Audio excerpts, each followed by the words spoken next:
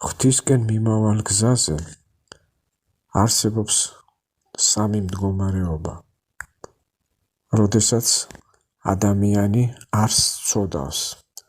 პირველი მდგომარეობა არის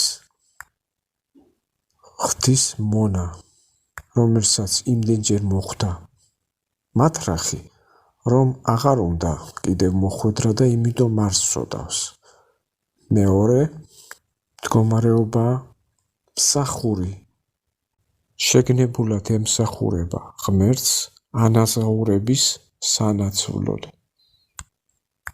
ყოველგვარი შიშის გარეშე.